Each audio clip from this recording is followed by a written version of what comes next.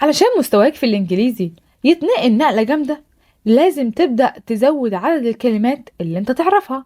يعني ببساطة حفظك ل 500 كلمة جديدة بس كفيل ينقلك مستويين كاملين دفعة واحدة. تخيل كده إنك بدل ما تكون واقف مكانك تبقى طاير لقدام.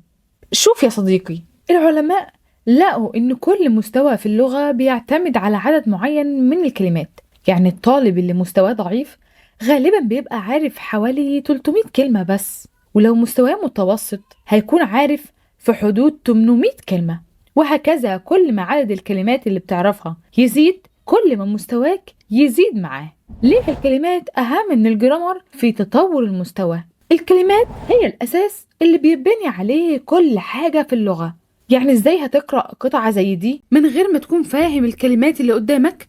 حتى لو عارف كل جرامر الدنيا مش هتعرف تتعامل بدون كلمات. والأصعب إنك تكتب باراجراف بكلمات ما تعرفهاش أصلا.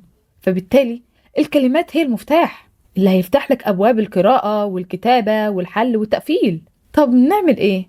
علشان كده إحنا محتاجين نخطط سوا إزاي نرفع مستوانا خطوة بخطوة. ومن هنا جت فكرة كورسات كلمات خارج المنهج، كورسات مصممة مخصوص علشان تنقل مستواك لقدام كل مرة. الكورسات دي هتضمن لك تحسن مستواك بشكل تدريجي، إنك توصل للدرجة اللي بتحلم بيها في الامتحان. طب خليني أقول لك على حاجة مهمة جدا. العلماء اكتشفوا فكرة عبقرية، وهي الكلمات الأكثر استخداما، اللي ببساطة بتعتمد على تجميع وتحليل الكلمات اللي بنسمعها ونقراها يوميا، سواء في الامتحانات أو الحياة اليومية أو الدراسة.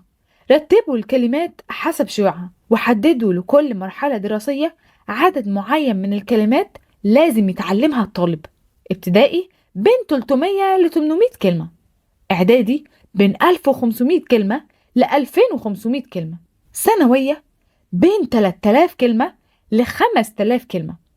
والهدف هنا إن الطالب مع نهاية الثانوية العامة يكون عارف ال 5000 كلمة الأكثر شيوعا، لأن الأبحاث أثبتت إن 95% من الكلام اليومي بيقع ضمن الكلمات دي، وكمان ولا كلمة في امتحانات الثانوية بتخرج عنها. يعني التركيز عليهم يضمن لك أعلى الدرجات. ولأننا عارفين إن مستوى كتير من الطلبة أقل من المطلوب بسبب ضعف التأسيس، صممنا 6 كورسات تبدأ من الصفر وتناسب كل المستويات، علشان تساعدك تحفظ وتفهم الكلمات دي خطوة بخطوة وتوصل لطموحك بسهولة. خلينا ندخل في تفاصيل الكورسات. 1. كورس التأسيس، وده بيبدأ من الكلمة رقم 1 للكلمة رقم 300، ومناسب جدا للي بيبدأ من الصفر تماما. ابدأ من هنا لو انت لسه مبتدئ جدا. 2. كورس التأهيل، وده بيبدأ من الكلمة رقم 300 للكلمة رقم 800، ومناسب كبداية للي مستواه ضعيف أو أقل من المتوسط، وبيعتبر نقطة النهاية للمرحلة الابتدائية. يعني بعد كده يقدروا يقفلوا امتحاناتهم بكل سهولة. 3. كورس التحسين، وده بيبدأ من الكلمة رقم 800 للكلمة رقم 1500، يعني في 700 كلمة، ومناسب جدا كبداية للي مستواهم متوسط أو أعلى من المتوسط، ويعتبر هو نقطة النهاية لطلاب أولى وتانية إعدادي. 4.